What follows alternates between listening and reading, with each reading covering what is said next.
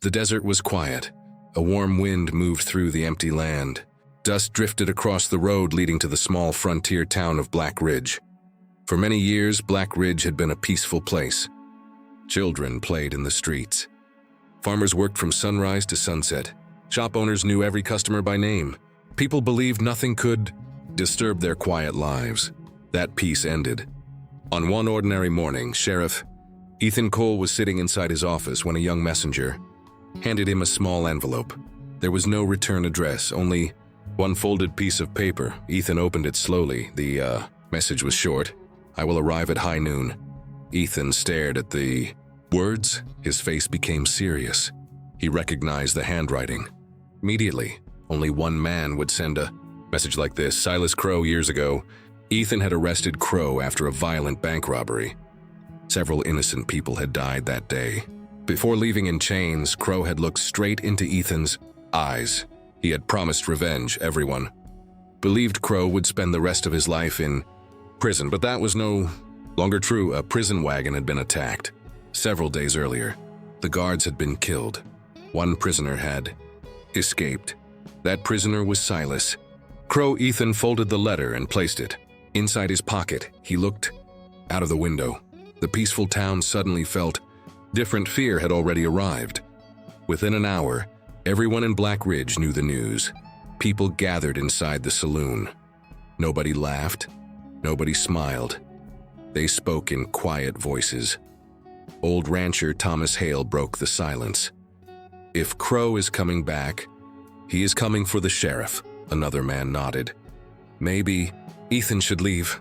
Several people agreed. Nobody wanted another gunfight. Nobody wanted another funeral. "Sheriff." Ethan entered the room. Every conversation stopped. He looked at the frightened faces around him. "I know why he is coming," Ethan said calmly. "But if I leave today, he will return again." The room stayed silent. No one answered. Ethan understood their fear. These were farmers, shopkeepers, workers. They were not trained fighters. Without saying another word, Ethan walked outside. The streets were almost empty. Parents had already taken their children home. Shop owners began closing their doors earlier than usual. Even the sound of the town felt different. That evening, Ethan returned to his small cabin outside Black Ridge, cleaned both of his revolvers. He counted every bullet. Carefully, 12 bullets. That was all he had. A soft knock came at the door. It was Mary Dawson. She was the town's schoolteacher. She carried 2 cups of hot coffee. Mary sat beside Ethan on the wooden porch. "You can still leave," she said, quietly. "No one will blame you." Ethan looked toward the town. "If I run today, everyone here will spend the rest of their lives living in fear." Mary lowered her eyes. She knew he was telling the truth. The next morning, the church bell rang. The mayor called everyone together. Men and women filled the church. Fear could be seen on every face. Mayor Samuel Briggs spoke first. "We have only 2 choices. We stay, or we leave before Crow arrives." People immediately began arguing. Some wanted to fight. Others wanted to escape. Some believed Crow only wanted Ethan. Others feared he would destroy the entire town. The discussion continued for several minutes. Finally, Ethan stood up. His voice was calm. "I will not ask anyone to fight for me. If Crow comes, I will face him alone." A young boy looked at his father. "Are we really going to let the sheriff stand alone?" His father could not answer. The room became completely silent. Outside, the sun continued rising higher into the sky. Far beyond the desert hills, 4 riders slowly appeared. They moved without hurry. The man leading them wore a long black coat and a dark cowboy hat. A deep scar crossed his face. It was Silas Crow. He looked toward Black Ridge and smiled. "By noon," he said quietly, "this town will remember my name." The 4 riders continued toward the town. The sun climbed higher. High noon was getting closer. The next morning felt different. The streets of Black Ridge were unusually quiet. Most shops stayed closed. Families remained inside their homes. Even the children did not come outside. Everyone was waiting. Everyone knew that high noon was getting closer. "Sheriff." Ethan Cole stood outside his office. He checked both of his revolvers one last time. Each gun held 6 bullets. He looked toward the empty road leading into town. There was still no sign of Silas Crowe, but Ethan knew he was coming. Far away in the desert, Silas Crowe and his 3 men continued riding toward Black Ridge. None of them spoke. They did not need to. Crowe enjoyed the silence.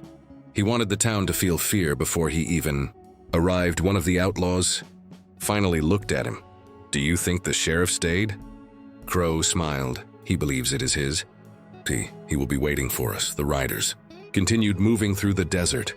The distance between them and the town became smaller with every minute. Back in Black Ridge, Mary Dawson opened the schoolhouse. She gathered every child inside. She tried to keep them calm. She read stories to them. She smiled whenever they looked at her, but every few minutes, she quietly looked through the window. She was watching the road. She was hoping for a miracle. Inside the church, Mayor Samuel Briggs sat alone. Thought about everything that had happened. The people trusted, but fear had controlled every decision. He wondered if he had made a terrible mistake, he whispered to himself. Leaders should never abandon good people. At exactly 11 o'clock, the quiet morning came to an end. A ranch worker rode into town as fast as his horse could run. The horse was covered in sweat. The man jumped down and shouted, "They are coming." I saw 4 riders. "They are less than 1 hour away." Panic spread through the town. People rushed inside their homes. Outdoors slammed shut, windows closed. Within minutes, the streets became empty again. Only Ethan remained outside. He slowly walked into the middle of Main Street. A warm wind pushed dust across the road. Wooden signs moved gently above him. Everything felt strangely calm. Ethan touched the silver sheriff's badge on his chest. He remembered the day he first wore. He had promised to protect this town. Today, that promise would be tested. Inside his farmhouse, old Thomas Hale could not stop thinking. His grandson looked at him. "Grandpa, you always told me that brave people protect others." Thomas looked at the floor.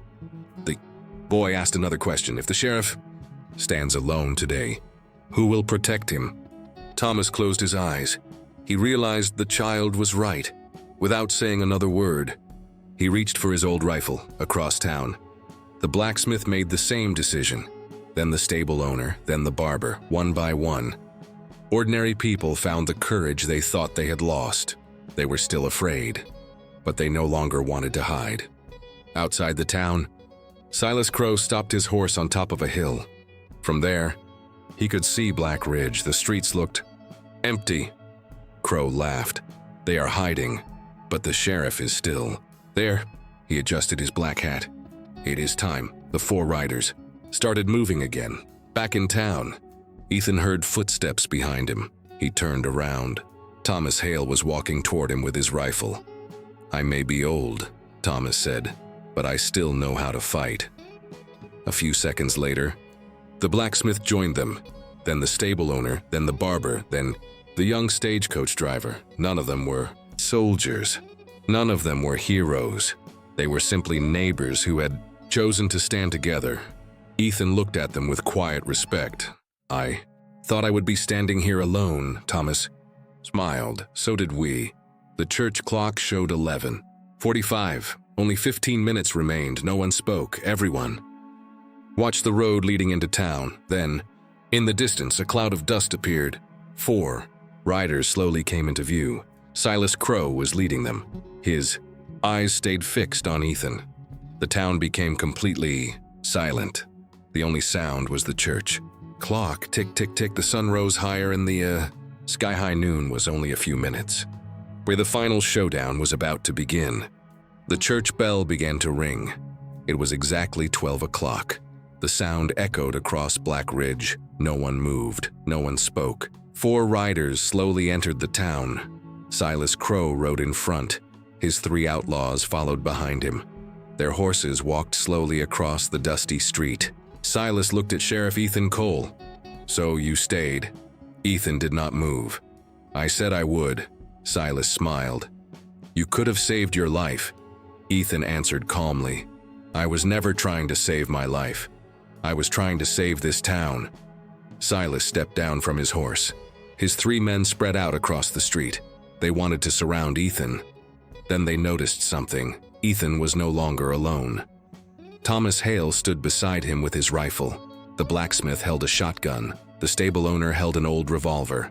The barber stood behind a wooden wagon. The young stagecoach driver took cover near the sheriff's office. Silas looked around. His smile slowly disappeared. So they finally found their courage. For a few long seconds, nobody moved. The wind carried dust across the street. A wooden sign creaked above the saloon. Then everything changed. One of the outlaws fired the first shot. The bullet struck the wall of the sheriff's office. The quiet town exploded into action. Gunfire echoed through every street. People took cover behind wagons and barrels. Horses ran in every direction. The blacksmith fired his shotgun. One outlaw dropped his weapon and fell to the ground. Thomas Hale aimed carefully. His old rifle fired once. The bullet hit another outlaw in the shoulder. He fell behind a water trough. The stagecoach driver helped move frightened families into safe buildings. Mary Dawson guided every child out of the schoolhouse through the back door. She refused to leave until every child was safe. Silas Crow rushed toward Ethan. He fired 2 quick shots. Both bullets missed. Ethan rolled behind a wagon. He took a deep breath. Then he leaned out and fired once. The bullet shattered the wooden wheel beside Silas. Wood splinters flew through the air. Silas stepped back. The fight continued. Smoke filled the street. The sound of gunfire echoed across the town. Little by little, the outlaws lost control. The people of Black Ridge stood together. Fear was still in their hearts, but they refused to run. Soon, only one outlaw remained. It was Silas Crow. His coat was torn. His hat had fallen into the dust. He looked at Ethan with anger. "You think this changes anything?" Ethan slowly walked forward. "It changes everything." Silas suddenly reached for a hidden pistol inside his coat. Ethan saw the movement. He reacted immediately. One single shot echoed across the town. Silas stopped moving. The pistol slipped from his hand. He slowly fell onto the dusty street. The town became silent. No one fired another shot. The fight was over. Black Ridge had survived. People slowly came out from their homes. Some were injured, some were exhausted, but they were alive. The mayor walked toward Ethan. He removed his hat. "We should have trusted you from the beginning." Ethan shook his head. "You trusted each other. That is what saved this town." Thomas Hale smiled. "We almost forgot who we were." The next morning, the town looked peaceful again. Shop owners opened their doors. The blacksmith repaired broken fences. Children played in the streets once more. Life slowly returned to normal. Before sunrise, Ethan saddled his horse. Mary Dawson met him outside the sheriff's office. "You are leaving?" Ethan nodded. "My work here is finished." Mary handed him his silver sheriff's badge. He smiled. He pinned it onto his vest one last time. Then he climbed onto his horse. The people of Black Ridge gathered along the street. No one tried to stop him. They simply watched with respect. Ethan tipped his hat. Then he rode toward the open desert. As the sun rose over the horizon, the people understood an important lesson. Courage does not mean living without fear. True courage means doing the right thing, even when you are afraid. From that day forward, every time the church bell rang at noon, the people of Black Ridge remembered the day they stood together. And they never forgot the sheriff who refused to run.